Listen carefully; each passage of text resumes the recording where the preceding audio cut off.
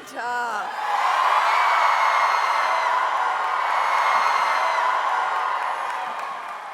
Let's talk about fighters and fighters in history, because the lessons of history will live in every part of my presidency.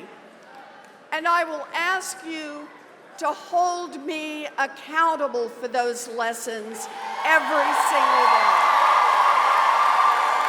And I want to tell a story that starts in the year 1881. After the tyranny of slavery, thousands of African Americans came to Atlanta, hoping to build new lives full of promise. The promise that they could fall in love and build homes and families.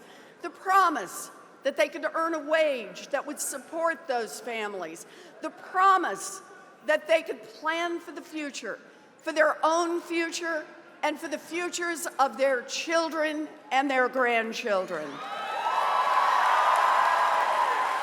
Black people came to Atlanta with hope in their hearts, but what they found was crushing disappointment.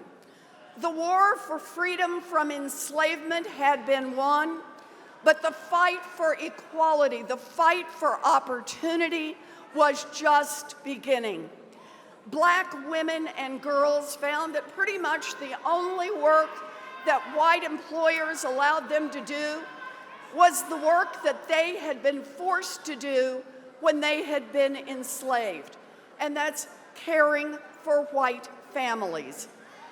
Thousands of women here in Atlanta scratched out a living as washerwomen. The work was heavy.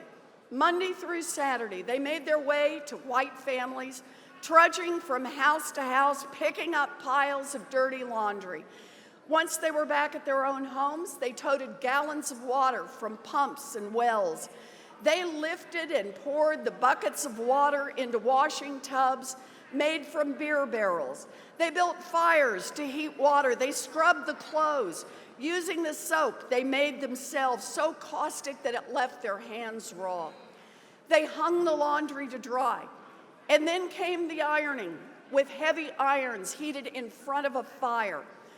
By nightfall, everything was folded and stacked, ready to be dropped off the next morning when they picked up a new pile of dirty laundry. So the story had started in 1881 about the black washerwomen and about how hard the work was and how, day after day, they continued this work for $1 a day. They worked and they worked, and the cycle continued. The pay was so meager that a family that depended only on the wages of a woman lived at the bare edge of survival. Now, as they worked, the women talked among themselves about their lives and about their futures. And then one day, they had enough. It was July 1881 when 20 of Atlanta's black washerwomen threw down their washboards, walked away from their barrels, and formed a union, the Washing Society. Their first order, strike. Their demands, higher wages, and to be treated with dignity. Now, the washerwomen had a plan. Black women led, but soon the handful of white washerwomen who had stood on the sidelines realized that the only way to better wages for themselves was to follow the lead of the black women. It's a story of working women standing together. And in the space of 3 weeks, 20 women on strike became 200 women.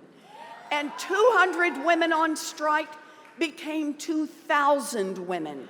And 2,000 became 3,000. Now, from the beginning, employers dismissed these women, certain that they would be back to work in no time. But the women stood together. So the employers struck back. They warned that they would use their money and use their power to start their own modern industrial laundry service to replace those washerwomen permanently. Black women, then and now, are no strangers to facing resistance when they fight for justice, and black women, then and now, don't give up easy. Even in the face of imminent violence, black women refused to be defined by fear. So the women of the Washing Society persisted. Many of the employers were also landlords, and they threatened the striking washerwomen with huge increases in their rent and with eviction. Still, the women persisted. The employers doubled down. They got the local police to fine members of the union and to arrest strikers. Still, the women persisted.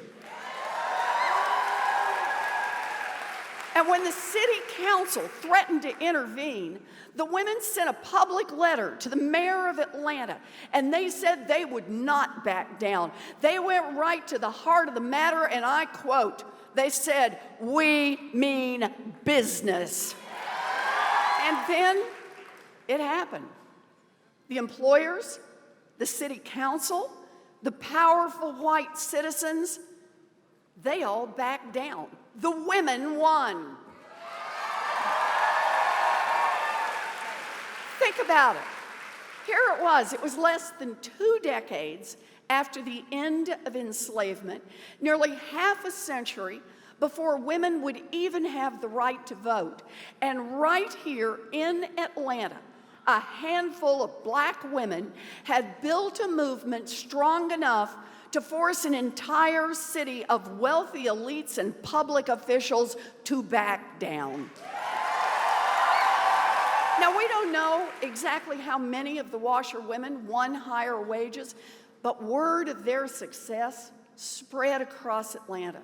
Soon other African-American workers began making demands. Black cooks, black maids, black nurses got in the fight. And in some cases, not many, but some, they won. The implications of this fight were enormous, and so was the response.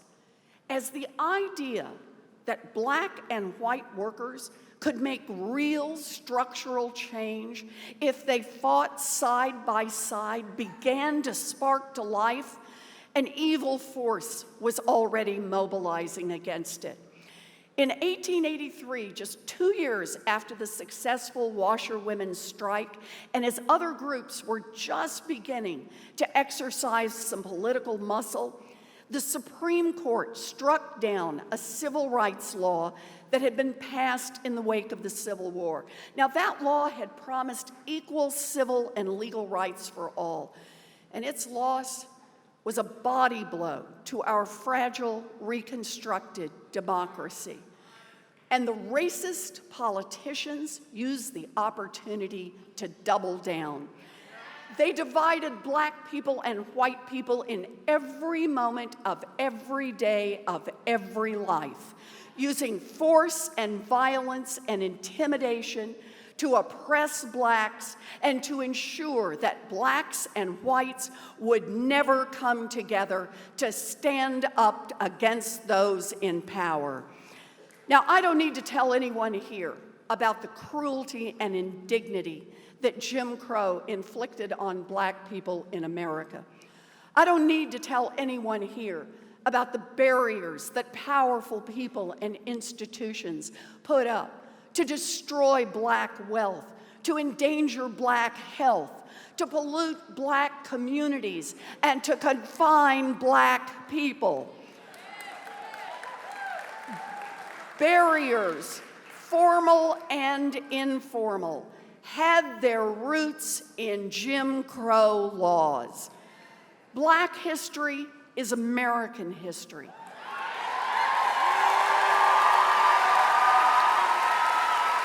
And American history teaches us that racism has for generations shaped every crucial aspect of our economic and political system. Racism told white workers in the South not to organize because so long as you're white, you're a little better off than your brother down the line. A little better off, even though neither of you has a union to protect you or a pension to support you. Racism told segregated white communities they should just abandon their public schools rather than let their kids learn and play with black children. And the consequence? Generations of America's black and white school children lost out. And by the 2000s, racism told everyone in Washington to look the other way when the banks were testing out predatory loans in black and brown communities. And then those banks spread those loans across the market and crashed the entire economy for all working people. And to this day, racism still whispers the convenient lie to some white people that if your life has problems, you should blame them, people who don't look like you. So I just want to speak directly to the question on some white people's minds when we talk about the need to address what our government has done in black communities. The uncomfortable question of what will this mean for me? The wealthy and the well-connected want us to believe that more for your neighbors has always meant less for you. But the truth is, when we come together, we can all move forward.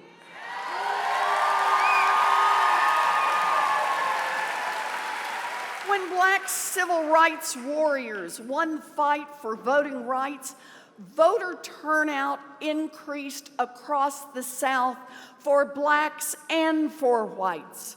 When black people won the fight to end school segregation and demand federal funding for their children's education, poor white children got better educations too. The lesson is clear. Racism doesn't just tear apart black and brown communities, it keeps all working people down. Racism props up the wealthy and the powerful, leaving them free to take more wealth and more power for themselves.